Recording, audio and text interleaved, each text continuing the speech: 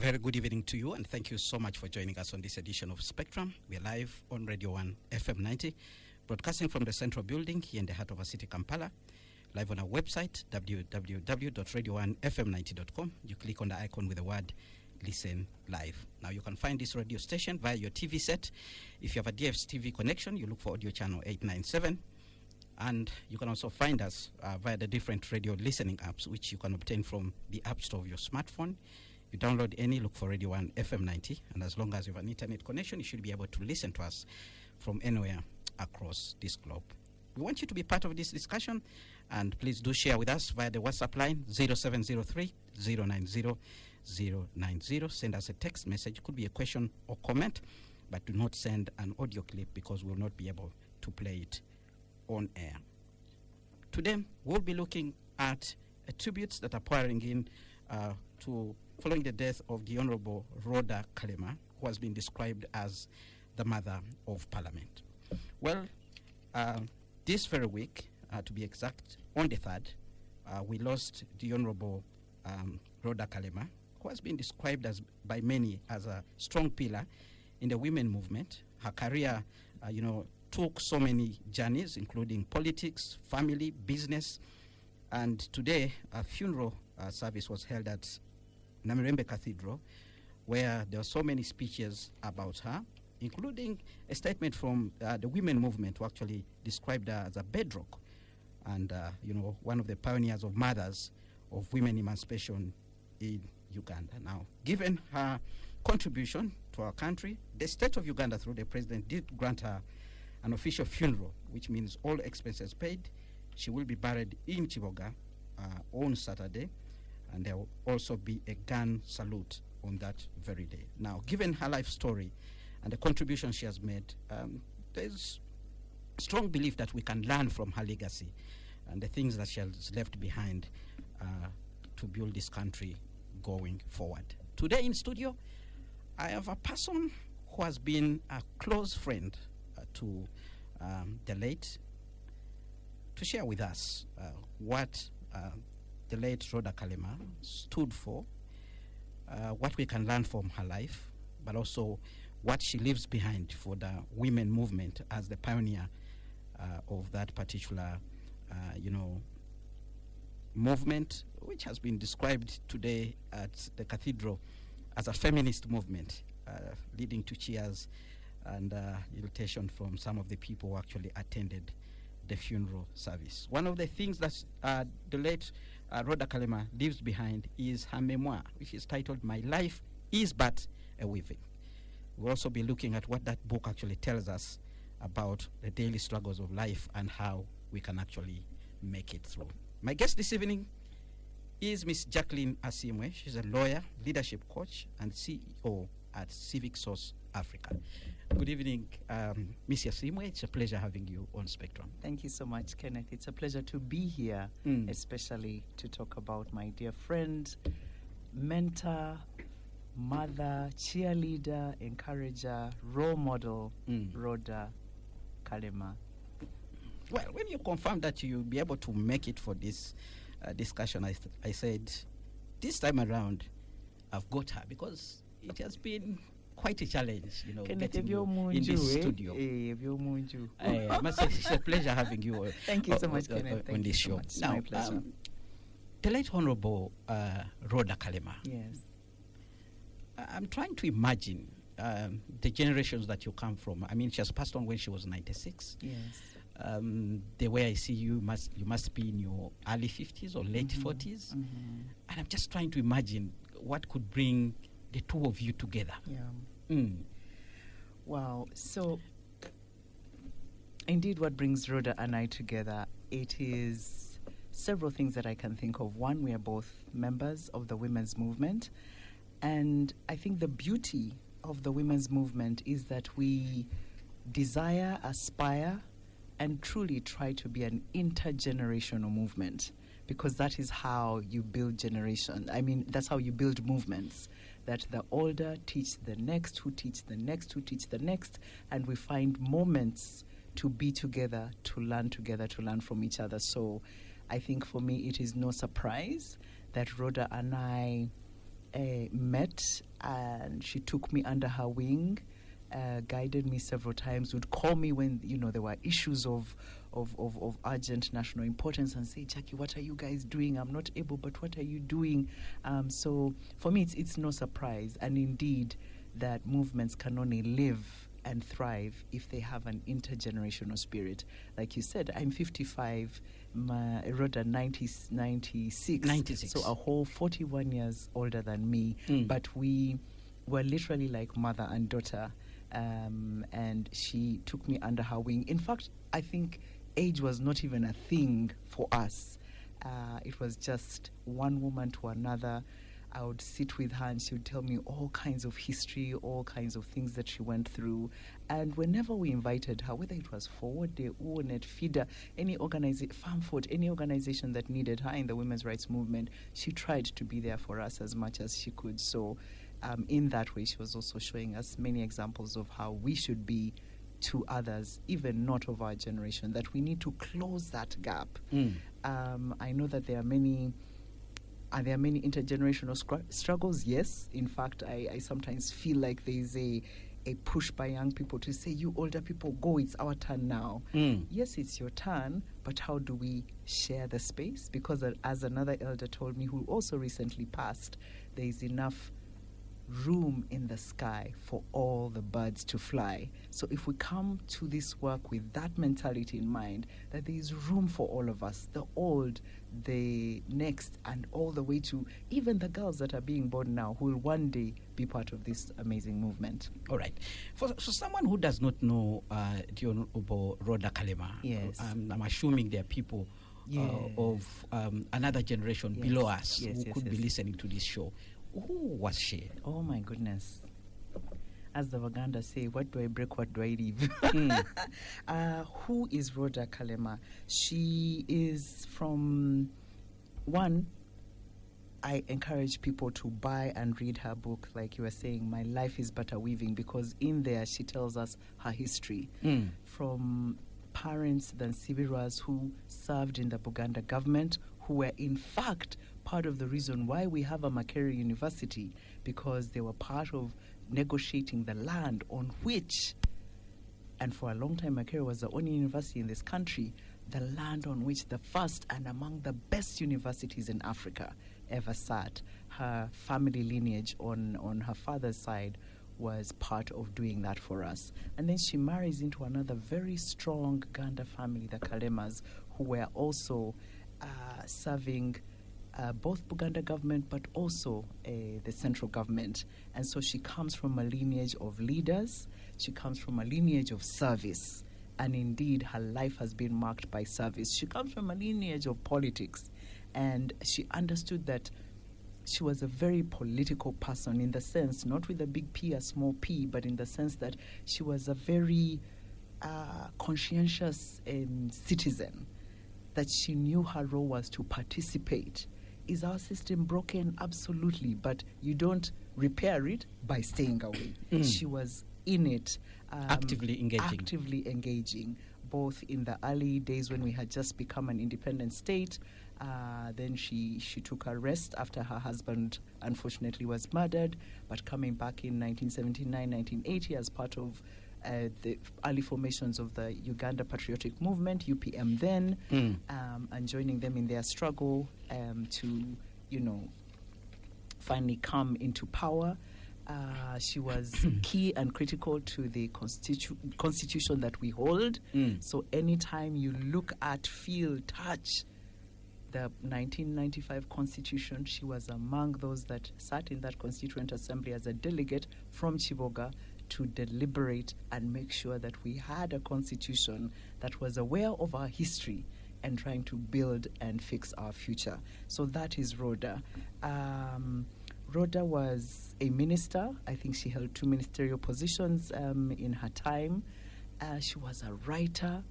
She wrote in the newspapers. She wrote a lot. Anything that was of concern, especially around education, around women's rights and advancement, she wrote. She did not only read, she did not only speak, she wrote. And in there also lies her legacy, that she said she taught us that a person of influence must be a person that right. She served her kingdom, the Buganda kingdom. So there too she has a leadership role, and she also led in and with the church. In fact, this year is when the church finally made her a lay canon. So she was a pillar in family, in church, in her kingdom, and in the country. And that is the Rhoda that we are celebrating today. All right. Like you pointed out there, she seems to have been successful in different fields. Yes. Everywhere she touched, everything seemed to work out for her. But let's begin with Rhoda, the politician. And I want us to mirror it with the leaders of today, so that we can take lessons, not only men, but also female, because there's so many people aspiring. I listened into the sermon in the church, but also the speeches which were made there, and the things that were being said about her. Very difficult to find today. Indeed. And it is sad. In fact, after I left church, I had a conversation with a person, and we were literally talking about leadership and saying how when Rhoda died, even before her funeral service today, in the many WhatsApp groups that I belong to, people kept saying we are losing a breed of leadership, which is sad and unfortunate. A breed of leadership that was there for service. Not there for self, not there for gain or for greed, but for service. And if there's any legacy that Rhoda leaves, it is that she served her people. She served Chiboga, where her husband comes from, and she served at a national platform. And she was very... How do you build that? I think it is to remind ourselves that leadership is first and foremost about people. It is never about us. Leadership is a conduit of service. It is not the end. You don't lead to serve yourself. And I think there has to, at some point, Kenneth, has to be a national reckoning of all of us, of leaders in all types of sectors. If you're there to lead not for the people, and I wish we could truly be honest, then leave, because then leadership is not for you, because then you're only contributing to compounding the problems that we find ourselves in. So, yeah, how do you raise leaders? And that's not to say that we don't have leaders of integrity. Indeed, we do. They might seem like they're a dying breed, but there are some that are leaders with integrity. And so I think even Rhoda's example is one that needs to encourage those that are standing on integrity to say, if she can, I can too, and I will not give up.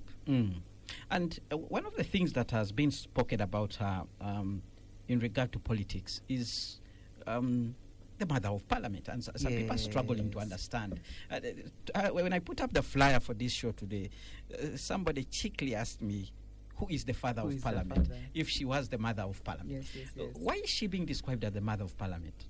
I think one, because she was in the very first parliament, like I said, of this country at our independence, her and the late Joyce Mpanga.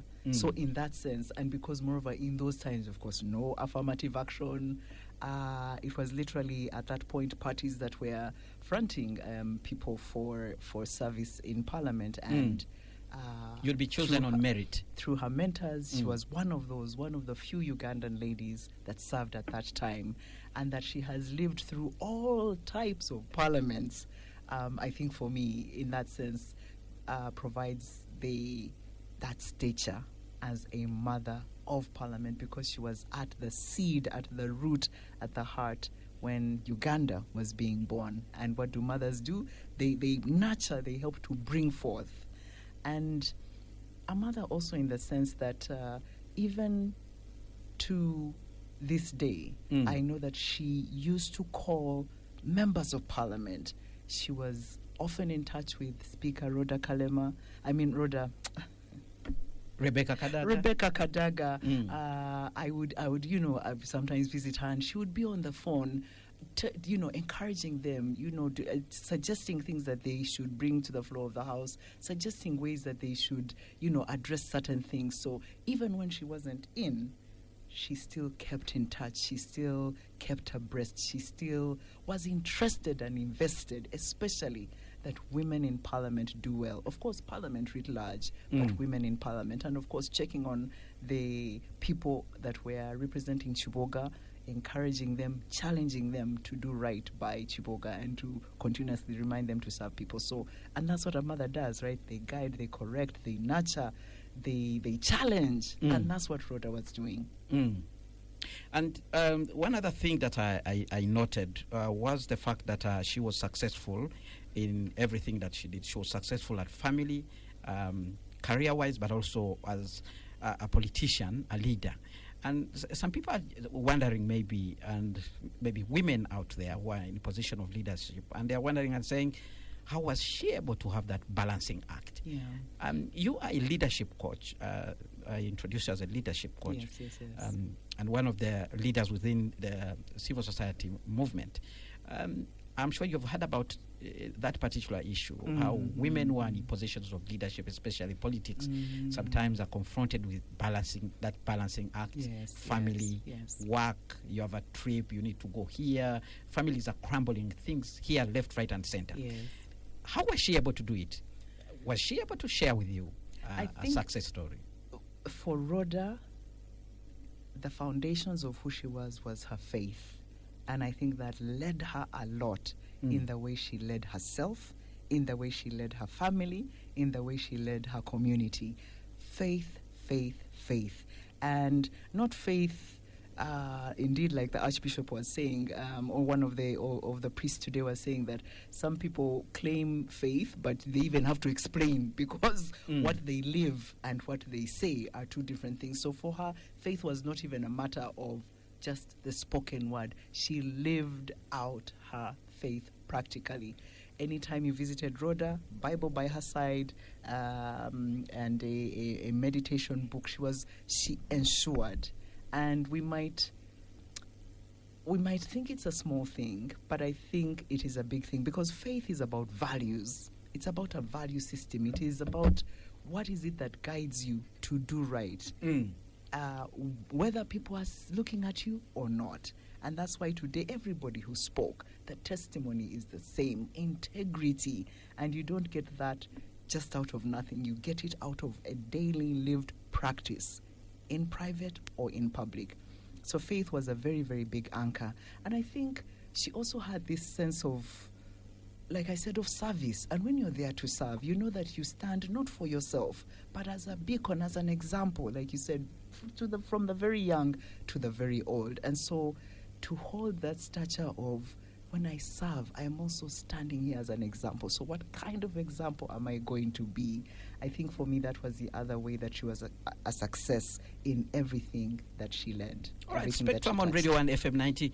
Our topic of discussion today, we are paying tribute to the late Canon Honorable Rhoda Nalweje Nachibuka Nsibirwa Kalema, who passed on at the age of 96 on the 3rd of this month. And my guest this evening is none other than Miss Jacqueline Asimwe, a lawyer and CEO at Civic Source. She happens also to have been a friend to the late Rhoda Kalema, despite their huge gap in terms of age, considering she is just 55 years and the late Rhoda Kalema died at the age of 96. Do share with us your thoughts. You had there key lessons that we can take from her life, including on the side of leadership. Now, in a nutshell, if you are to advise somebody, a leader, currently Ugandan leader, to emulate the Honorable Rhoda Kalema, what attributes would you be speaking to? Two that I also learned from her, literally, reading. In fact, as I was coming here, I was like, if we were to take a poll today in Parliament and ask each of those leaders, what book are you currently reading? Whether it is on leadership, on politics, on governance, on economy, are you a leader that reads? Because often when they speak in Parliament and they're arguing, you're just like, nah, yay! Are you reading? Rhoda was a leader who read. The other thing that she was very, very meticulous about, and Kenneth, her house was wall to wall, papers and records. She wrote down everything. She was very meticulous at her records, at noting, writing out her speeches, writing out She had all kinds of records on all kinds of things in this country. This video I watched where I think you had visited her with Penelope. Yes. Penelope Sanyu from Femford. Yes. And you were going through different papers, left, right, and center. Yes, so she had all kinds, whether it was the Hansard of where and the what of what. She showed us the constitution that they signed in 1995. She had records upon records. And she was always telling me, Jackie, write down, because you will forget, you will need the record, you will need to refer to something. And again, in this age, and you don't even have to handwrite if that is not your thing. But as a leader, that's how you influence, that's how you organize your thoughts, that's how you leave a legacy. Are you writing? Are you writing for your people? Are you expounding the things that they need to learn in order to be active citizens? Are you reading? I think for me, those are the other things, if in terms of lessons, that I watched Rhoda live. In other words, you're talking in the context of parliament. You want to see a parliament where research and quality information shapes the debate. Is that what you're talking about? Yes, indeed. Yes, indeed. Yeah, but I'm not sure. I'm not sure that I can vouch for our current leaders. That's why I said it would be good to do a poll, just a quick random poll to say, tell us a book you're currently reading and what is the last piece that you've written. It doesn't even have to be published, but yes, because again, like I said, you can only know a leader's thoughts through what they write. So our people what are they thinking? How are they thinking? And how are they articulating their thoughts through what they are writing? Yeah. Wait, that was one lesson, reading. What else? So I said reading, I said writing. Anderson, remind me what your question was. We're going to look at some of the attributes that leaders can actually learn from the late Rhoda Kalema. Okay, yes. We, of course, had talked about integrity. Presence was another thing we learned from Rhoda, like you said, and in fact, I can describe her as a superwoman. She could be at a Bible Society event in the morning, be at Parliament in the afternoon, be at a women's, as long as she could. Even in her frailty, she tried. And I think that's another thing she teaches us, that a leader is present. You are there for your people, because how else will you lead them if you're not listening to them, if you're not at their level? So the other thing that we learned from her, even through presence, is humility. She was never one to demand space or to demand accolades or to demand titles, right? No. She absolutely led with humility. And I think that's another thing that we truly have to learn as Ugandans. The other thing, generosity. Rhoda was generous. She gave to all kinds of causes, whether it was her time, whether it was money, whether it was whatever she could. So it's not even about, I have a lot. No, it's about, I see a need and I want to meet a need. Again, it's not about me. So I'm not corrupt. I'm not spending money that I have made illegally out of ill gain, but I am spending and giving out of my honest contribution to those that are around me, to things and needs that are around me. Rhoda gave. She teaches us philanthropy. In fact, we've just come out of the inaugural philanthropy symposium, and she is one of the leaders that we celebrated because of her example of generosity. There's a sense in which, yes, politicians are generous, but people even doubt them because they say, no, but politicians, they give because they want. Rhoda, you didn't sense that in Rhoda, that she gave because she wanted something from you. No, she gave because she was truly, truly concerned. And I think that's what people want to see. And they can tell the difference. They can tell when you're giving because you want to buy me. And they can tell when you're actually genuinely concerned about their plight and want to do something about it. All right, Spectrum on Radio 1 FM 90. We're going to go for a break. When we return, there's a clip I'm going to play that contains a message which was delivered by the women movement. It will help us to shape the next course of our discussion, looking at some of the things that were presented in that particular statement. I want to encourage you to be part of this discussion.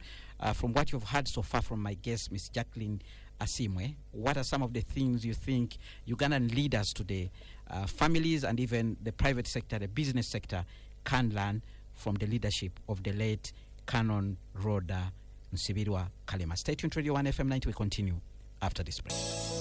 Thank you so much for staying with us on Spectrum. Today, we are paying tribute to the late Honorable Rhoda Kalema, who has been described by many as the Mother of Parliament because of the role she played there as one of the first two women to sit in our National Assembly. From her career, she was also Junior Minister of Culture and Community Development in the late Lukongwa Binaisa's administration. And we know she was also arrested 3 times by state agents in January 1979, February 21st, 1981. And during that time, there were attacks on numerous police stations. She also became Deputy Minister of Public Service from 1989 until 1991 under the current leader, President Yoweri Museveni. In 1994, she stood for Constituency Assembly elections, and as she became the Chiboga representative, where she defeated 8 male opponents. After scooping a third of the entire vote. She later retired from politics after grooming a number of notable politicians, such as Ruth Nankabirwa, who right now is the minister in charge of energy and mineral development.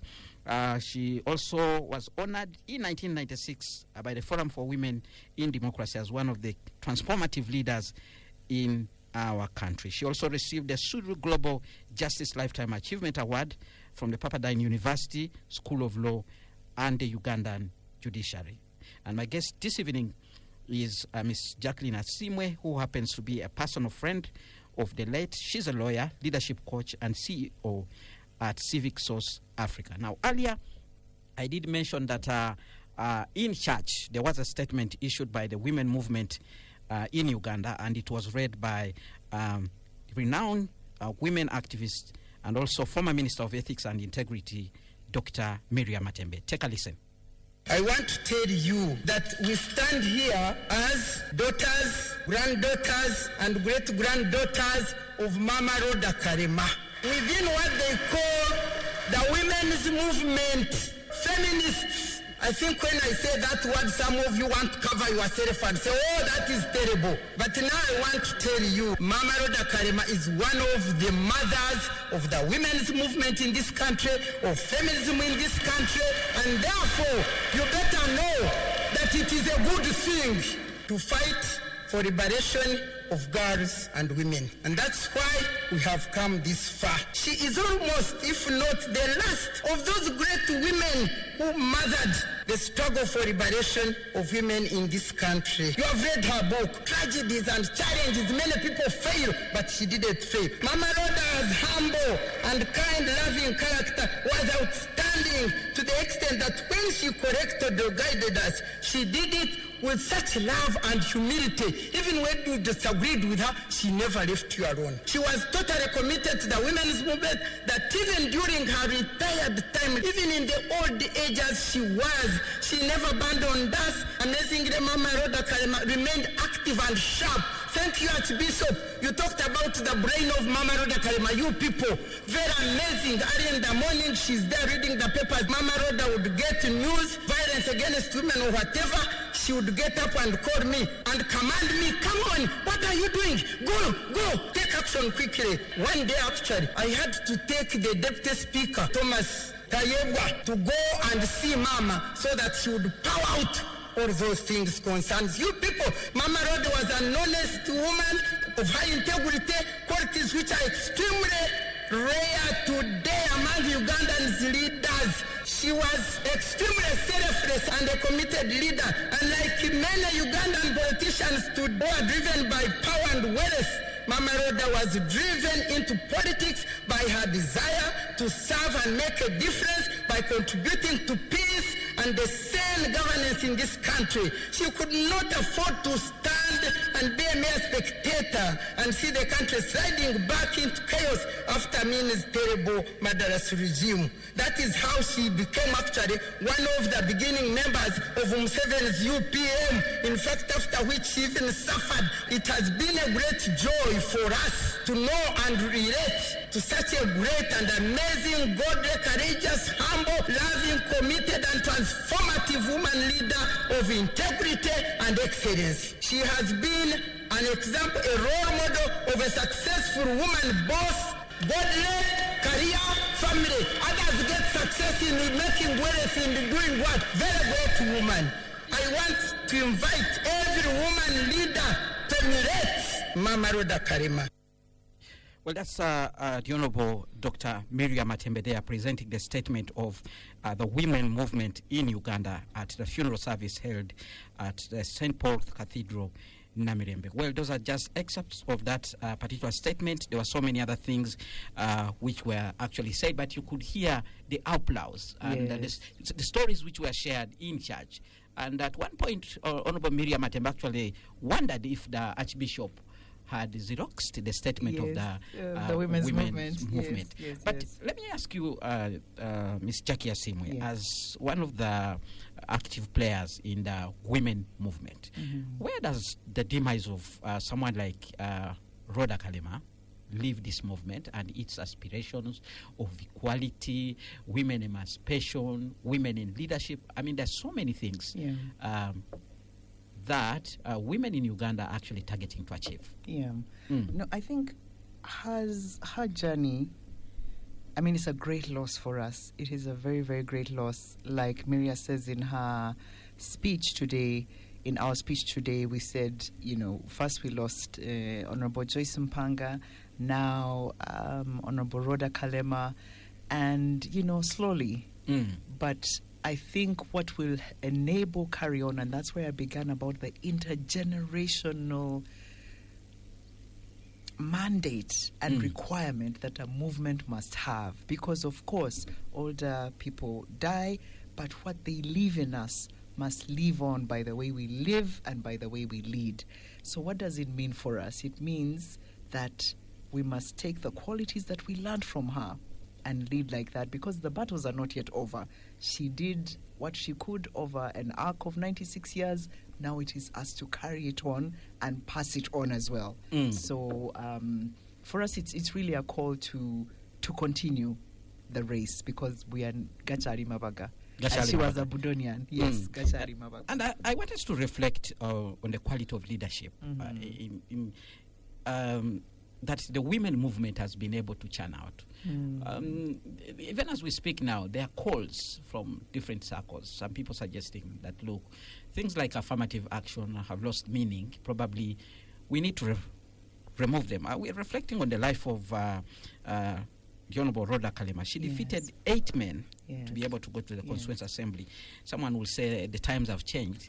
But reflecting on her life, her political career, and what we have today, and the strong belief out there that many women who are in positions of authority have actually abandoned their fellow women.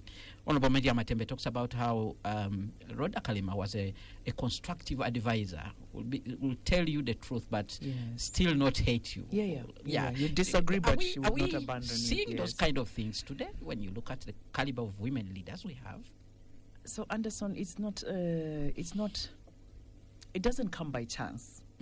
It comes by deliberate choice through training and mentorship. In fact, one of the things that I wrote during the break was that another lesson we learned from Rhoda's life is that of mentorship. But I cannot force myself on you as a mentor, right? You also have to be willing to learn.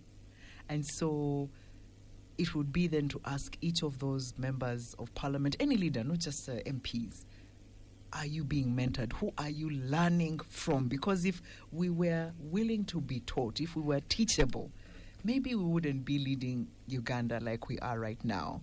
Rhoda exemplified for us a person who mentors. Like I said, I'd walk into her house and she's calling the speaker, she's calling this other person and another, just to, tell them the truth, encourage them about something, advise on how they can bring XYZ motion onto the floor of the house. She was always there for them. So are we learning? Are we being mentored? Because that is how you change the way we are leading now. And like she was in one of those that was a bridge between politics and women in civil society. And that is, again, how you continue the movement, because you must be connected across generations, across sectors, because you're all working for the same goal. like we learn from her life, it doesn't matter the political leaning you have. The issue is there is a Uganda that needs us, that needs the right type of leaders, and that is one of the things that we learn from Rhoda, that despite your political leaning, she was always there to say, this is the line we are following. We have a constitution that mandates us to do X, Y, and Z, so either we are following it or not. So she always called us back to the main thing. What is the main thing? Even as you're leading. So it is a charge for us, even as women politicians, as women in the movement, what is our main thing, despite our differences? Mm. And so there were two legs actually about that particular question. How Yes. does she lead the women movement? Yeah. But also the quality of leaders that the women movement has been able to churn out. Yes. Are you impressed? Or do you think certain things need to change? I think there's the good, the bad, and the struggling, as with anything, right? There's no perfection, right? We all aspire. That's why I said that you must be teachable, because that means every day you're learning, you're confronting your mistakes, you're taking responsibility for your shortcomings, you're not hiding, you are in communion and community with others, and you're learning and growing together. So, do we struggle? Of course, yes, but I think, like I said, for me, the fact that it's intergenerational, in fact, like Miria said, their daughters, granddaughters, great-granddaughters, is because we are continuously churning out, training leaders, you know, in organizations like Forward, to which Rhoda Kalema was a member, institutions like ONET, to which Rhoda was a member. These are organizations that are continuously training leaders. As to how they lead, you know, we also behind the scenes challenge them to say, look, this is not what we train, this is not this is not what we expect. So also being able to confront our mistakes when we go wrong and to correct them, not just confront them, but to correct them, is something that we have to continuously learn, and to not give up, even training the young, right? Because yes, we might lose hope maybe in the current leaders, but what are we doing about the next generation of leaders? And there are many women's rights organizations that are also keen about developing the next generation of leaders. Yeah. All right, let's move on and look at issues to do with, you know, a life of a leader amid so many challenges like we face today. We did discuss the issue of the balancing act, but we look at the politics today. Of course, we mirror some of the challenges that Rhoda faced. She was arrested. Yes. You know, her husband was murdered. You know, one would say that somehow, several years down the road, some of these situations still prevail. Absolutely. In our country. Yeah. And it has some level of impact on women participation in spaces of governance, doesn't it? It does. So you can imagine a young widow trying to raise 5 children. Is it 5 or 6 now? I can't remember the exact number. But yeah, a young widow trying to raise children, trying to keep them in school, while also trying to grow her career. So she's a working mother. You know, it's not easy, and that's why that's also where the movement comes in. She was actually a working mother and a father, going by the speech of her daughter, Dr. Gladys Kalema. Yes. Right. And wherever Dr. Gladys Kalema would sort of try to move into a direction she didn't want, I had the late would tell her, remember, I'm the father and the mother. Yes. And she had to be. And in fact, she's a celebrated matriarch in her family. And she took that role very, very seriously. And she used to gather all the Kalemas, all the Nsibiras, because she was, you know, the elder in that sense. And so going through a moment like widowhood, that's why I was saying, connecting it to the fact, the very reason why you're part of a movement is because you need that support, that cushion to take you through the hard times. I'm sure there are many things that she faced, probably that she has even gone to the grave with, that she never shared. But I think for me, the fact that she had her anchoring of her faith was another thing that took her through many of these challenges, but also the fact that she had friends, and she was a very good networker. I think that's another thing that we learned from Rhoda, that she had friends all over the place, and that she nurtured these friendships. Right? So unlike us who have likes and whatever's on our, but these are people you can't in your time of need call, right? So it is also building up who in my time of need, when really the rubber hits the road, and it does for many leaders, who is it that I can call? Because I have been nurturing that relationship. And that is a thing that we learn from Rhoda. Nurture relationships because they are what protect you when the world is rough. All right, Spectrum on Radio 1 FM 90. We need to reflect on some of the comments that are coming in from the listeners, but I would like to give you an opportunity. Is there anything about the late Rhoda Kalema that we have not hinted on that you would like to share? I think I wrote here, leaders leave. And I want to explain it this way. Indeed, as you read in the statement, right, that she left active politics and retired, right? And when I say leaders leave, is to say that a leader is known both by their service but also by the leaders they have groomed. If Rhoda hadn't left, not just leaving but hadn't intentionally groomed leaders, we wouldn't even be able to talk about women in politics right now, right? So there has to be an intentionality about the fact that I leave so that I create space for others, but I remain in the background indeed as a mentor, as a person to provide guidance from the back, but so that they can lead. And I think she was very aware not to take up space. She always ceded it, but you always knew she was there behind you, encouraging you, teaching you, challenging you. And I think that's, for me, a thing that we need to learn as leaders, that are we grooming leaders because one day we have to leave? And it is the leaders that we leave that will actually be our legacy. All right. Spectrum on Radio 1 FM 90. Let's now go to the views that have come in from the listeners via the WhatsApp line 0703 090 090. Good evening, Kenneth. I only got to know of the late after her life on earth. Does the country have a plan for essential senior citizens? In the recent times, late Kalema, late Kanyihamba.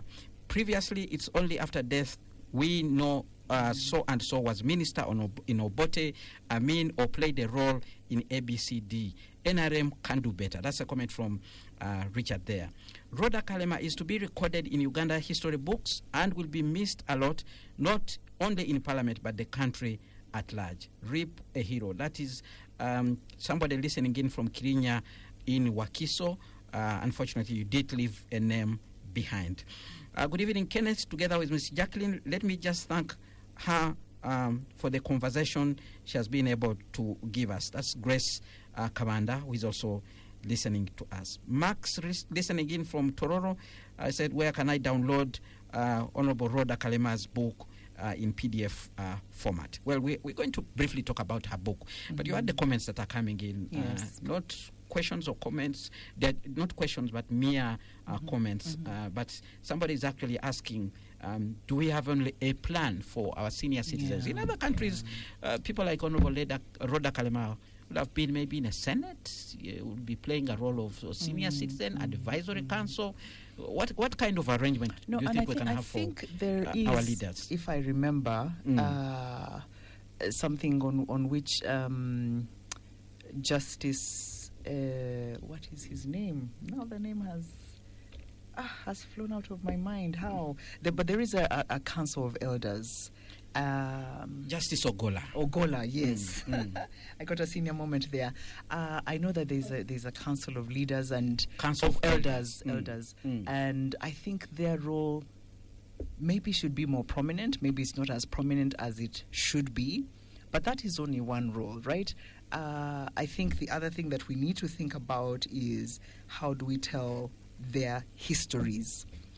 Is there a library, for example, where the books that these people have written, the papers that they have written, where they are, where researchers can find them, Ugandans who just want to know about, like that gentleman who says, where can I get her book? If I wanted to know about Rhoda. So are we keeping the histories, the very rich histories of our elders? I think that's another thing that we need to be thinking about. Probably, and for some, the way that they recognize elders is having lectures after their name, and that's one way to continuously remind us of both their contribution, but also thinking forward, how do we lead from what they taught us into the future? So it's many ways to try and remember our elders. Knowing Jackie, I think you're already muting that idea of the annual Rhoda Kalema lecture. I wonder Symposium or conference. Yeah. And is it something that you people are planning to undertake as the women movement? I mean, we haven't discussed it, but today one of the speakers, the Budonian, said that there is a Kalema Day in Budo, and she did go to Budo. So who knows? I'm sure we will think about it, talk about it, but, we need to find our ways to remember our elders. All right. And I think you're one of the few people who have had the opportunity to actually open and read her book. Yes. What can people find there? Wow. And where can they find this book? Like one listener actually put it to us. So I know that it's on Amazon. I need to find out where. I'm sure Mahiri, which is an online bookstore as well, would have her book. It is available absolutely in a restock. So the readers can try Mahiri. What do I learn from her? Her story, it is an arc of her story, because it is My Life is But a Weaving. And she starts out from her early childhood, how she grew, where she grew, the kinds of things that she was taught as a young child. So literally, it goes through the arc of her life. Her early career, where she went to school. She talks about Budo. She talks about learning her to be a secretary and administrator and bringing back those skills. She talks about her time in politics, and then she talks about being a widow, raising children. She talks about then her later years. So it's an arc. You'll find both a lot of history about her, but history about Buganda and history about Uganda. So it's a very, very rich book. And I encourage people to grab it before it runs out, because now that she has passed and people are curious, I'm sure it's going to run out. Right. Jackie, I want to thank you for coming in to discuss this particular issue and paying tribute to your friend, but I want to give you an opportunity for your closing remarks. Ooh, if I could be a quarter of what Rhoda was, the example she was, I think I would count myself at 100%. She has left us an example. We truly have no excuse to say that we do not have a blueprint on how to lead, on how to live. We have it. It is there, a living history, a living memory. And I think the way to honor my friend, to honor the Mother of Parliament, is to live out what she taught us through her life. All right. With that, we come to the end of Spectrum. I must thank you, dear Jacqueline Asimwe, lawyer, leadership coach, CEO, Civisource Africa, for coming in to pay tribute to the late Honorable Rhoda Kalema. Honorable Rhoda Kalema will be laid to rest on Saturday, starting with a funeral service at 10 a.m. And she'll be interred at 2 p.m. according to the program that has been issued. Vigil continues today at family residence in Up the hill in Muyenga. Yes. And that's where people are actually gathering today to continue paying tribute to her. Tomorrow, 2 hours of analysis of the top events of the week during Spectrum Extra. Do make a date with me then. Until that time, we wish you a good evening.